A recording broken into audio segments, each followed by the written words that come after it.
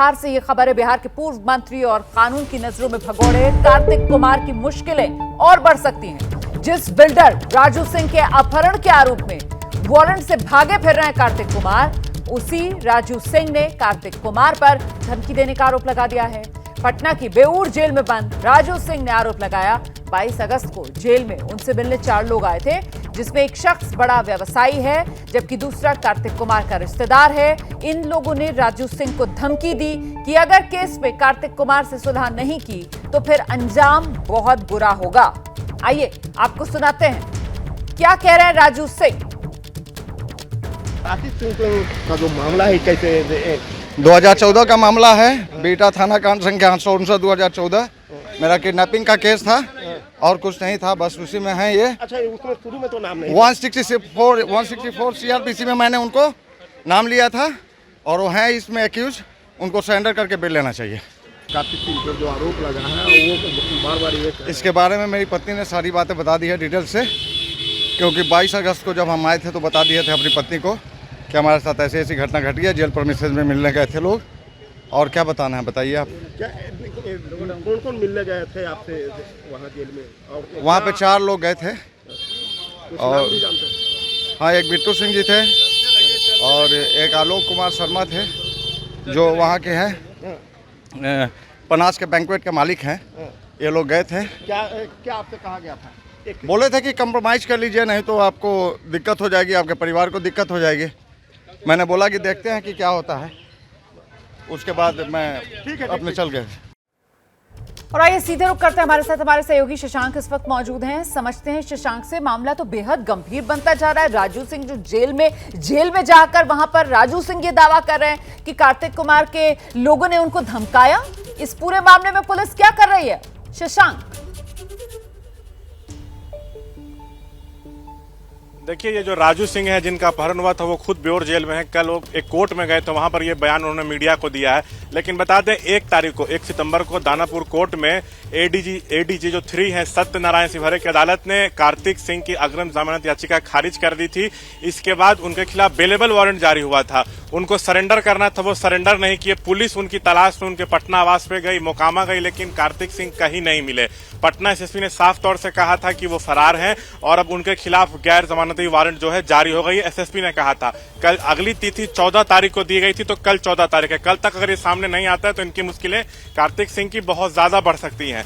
बताते हैं आपको कि कार्तिक सिंह के जो वकील है उन्होंने पहले ही दावा किया था कि हम लोग हाईकोर्ट जाएंगे, कोई दिक्कत नहीं होगी। लेकिन वो लोग अब तक हाईकोर्ट गए नहीं गए, इसको लेके उनके पक्ष की तरफ से अब तक कुछ भी स्पष्ट नहीं किया गया है। बार बार जो कार्तिक सिंह के जो वकील है, हमने भी उनसे संपर्क किया था, बाकायदा इंटरव्यू किया था। साफ तौर से उन्होंने कहा था कि इस मामले में उनके खिलाफ सबूत नहीं है। सो जब ये राजू सिंह बरामद हुआ था अपहरण के बाद, तो उसने उनका नाम तब नहीं लिया था। 10 महीने के बाद इस केस में 164 के बयान में राजू सिंह ने 10 महीने के बाद कार्तिक सिंह का नाम लिया था।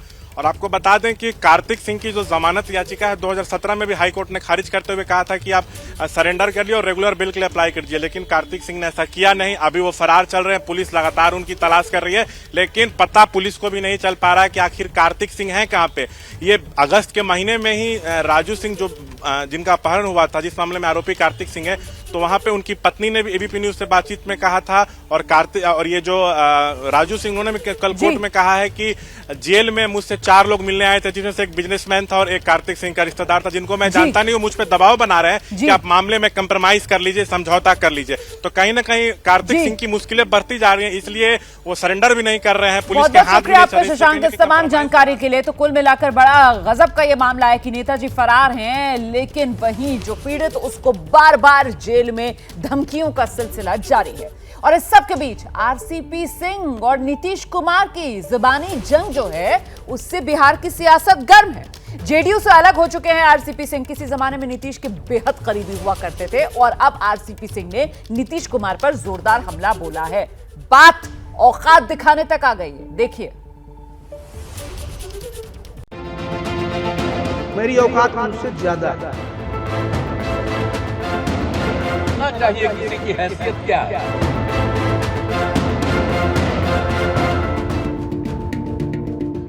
कभी दोस्त रहे नीतीश और आरसीपी सिंह के सियासी दुश्मनी की इन दिनों खूब चर्चा हो रही है। दोनों एक दूसरे को नीचा दिखाने का कोई मौका नहीं चूक रहे हैं। पहले नीतीश कुमार ने आरसीपी सिंह पर हमला बोला तो अब आरसीपी ने पलटवार किया है। आरसीपी सिंह यही नहीं रुके, उन्होंने कहा कि नेवी परीक्षा का जिक्र करते हुए नीतीश कुमार के बारे में क्या कहा, जरा सुनिए। जी मेरी औकात क्या है ना, उनको भी पता है, और उनकी मेरी औकात उनसे ज़्यादा है, ये मैं बता दूँ।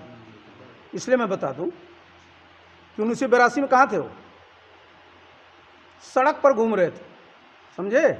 और 1982 में मैं गांव में पढ़ कर करके मेहनत कर करके सिविल सर्विसेज की परीक्षा पास किया था, समझे ना।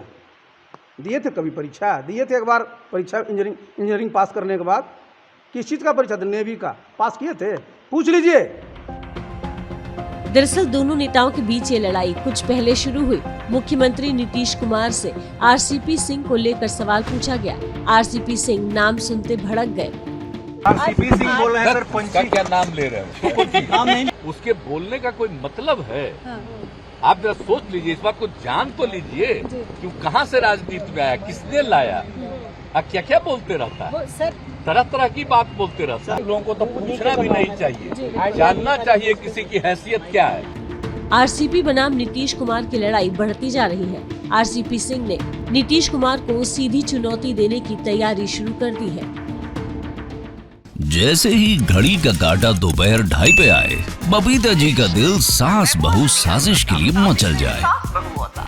और ये है इनकी बहू, पूरे दिन ऑफिस की टेंशन हो जाए गॉन जब ये करें अपना फेवरेट शो फ्री टाइम पे ऑन। इनकी तरह आप भी देखिए अपना फेवरेट शो अपने टाइम पर और डाउनलोड कीजिए एबीपी लाइव ऐप अपने स्मार्ट टीवी पर।